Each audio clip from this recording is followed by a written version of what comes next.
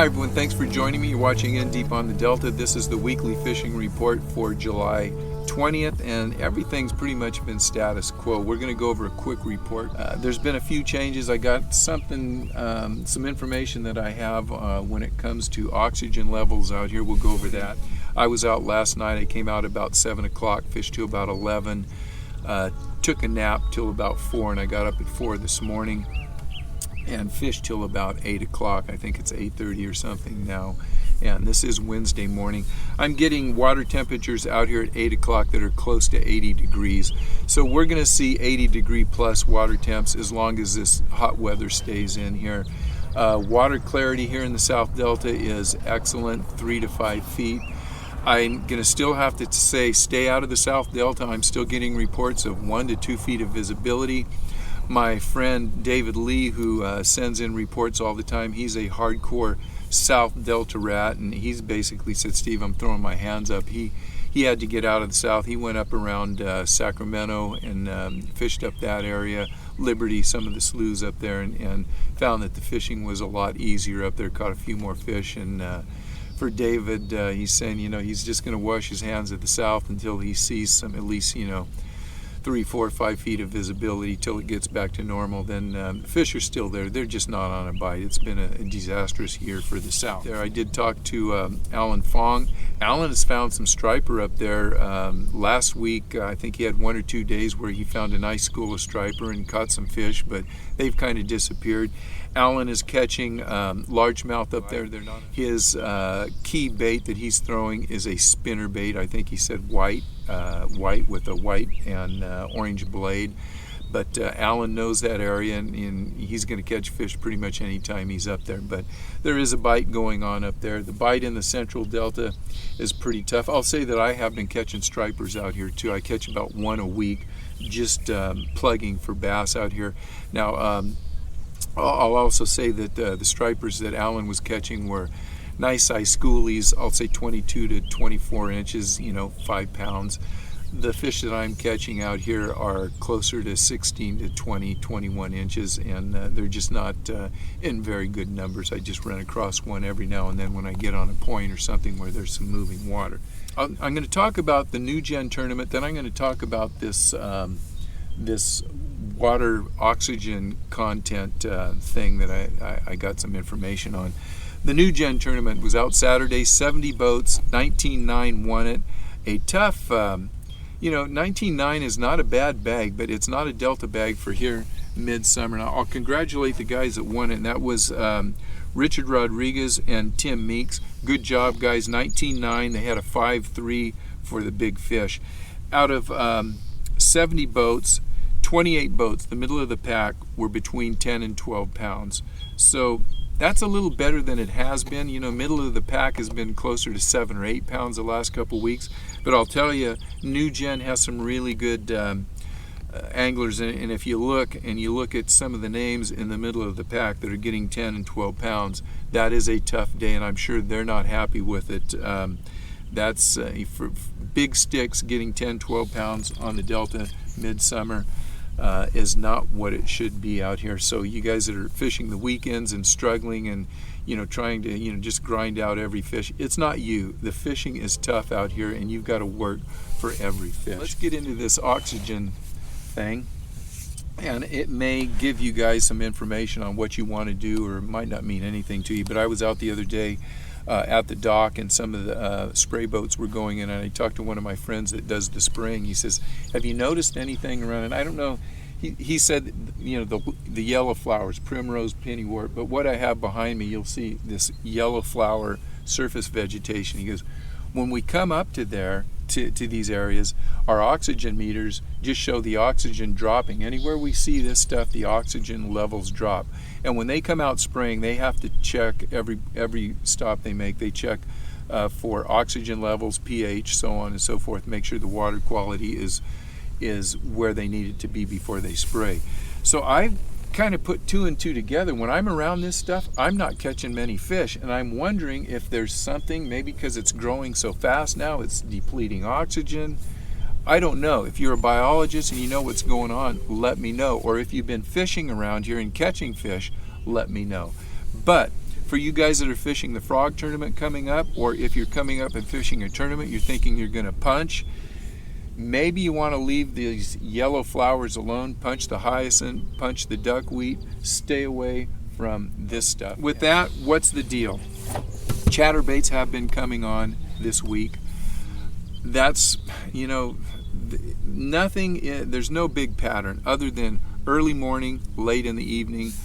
Top waters are doing well for about, 15 to 45 minutes. If you get lucky on the right day, you may get an hour and 15 minutes of a topwater bite. I have got reports that the bigger baits, like this big loon color river to sea bubble walker, has done the trick. I got a report from one of my weekly reports, said that he's been picking up some nice 5-pound fish. He got a couple back-to-back 5s on 2 separate nights with some other nice fish along with that by just switching up in size to the bubble walker. I have been still throwing this little Rico, having a lot of fun, but it's also in, they don't call it a loon color, but stick to that dark color right in the evening. And if you want the bigger fish, go with the bigger bait, bigger walking bait like the bubble walker, or stick to a smaller popper. You'll probably get more fish.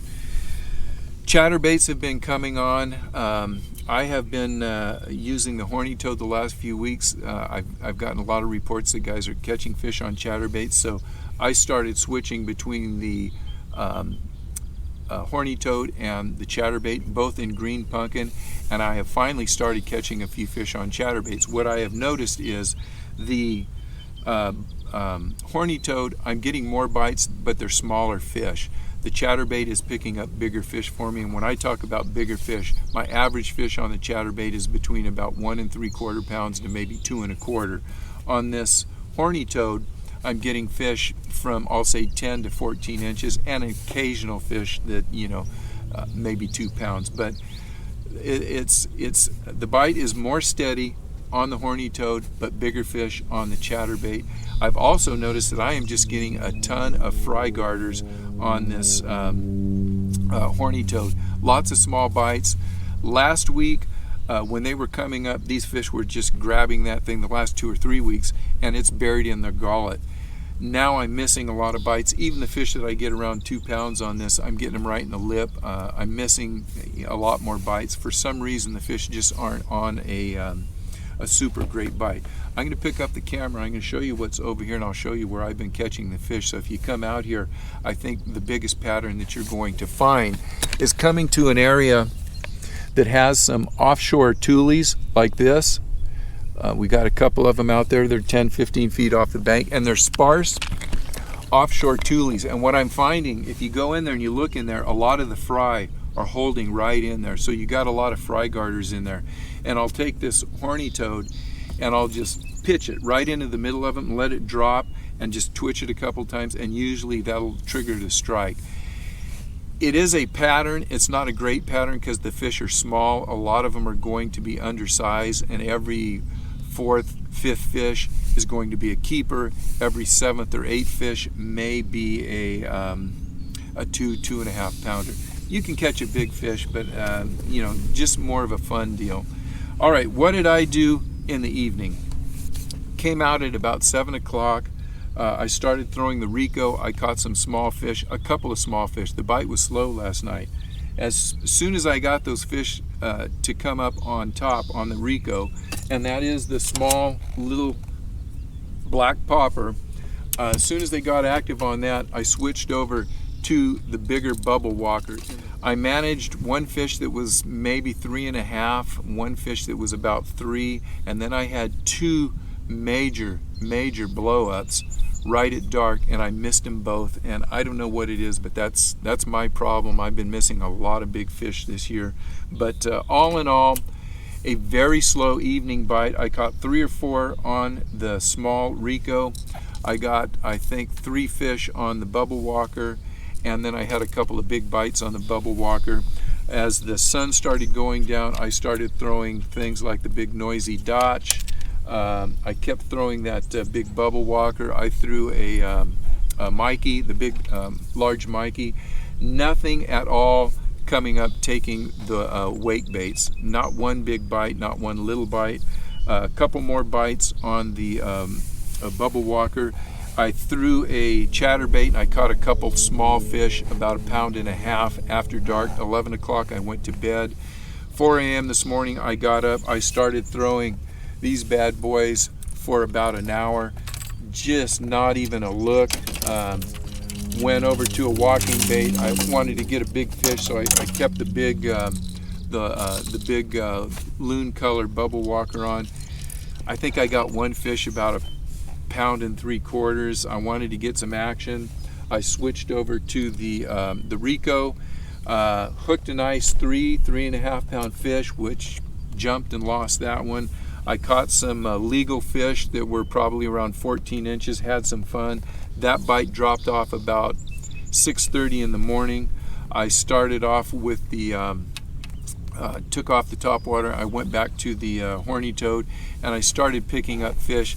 A lot of short strikes, a lot of small fish. I think I caught maybe 4 12 to 13 inch keeper fish on a horny toad this morning, and then about 8 o'clock I decided I was ready to call it a day. So you can take that for what it's worth, put it together, see if you can formulate a plan out here. Like I said, there is no huge pattern except for getting up early and staying late. After that, you're going to have to be creative out here. You can catch fish on a horny toad, you can catch fish on a bubble walker early, you can catch fish on a chatterbait. What you're going to want to do though, I've got a jet boat coming up here. I'm going to make this real quick.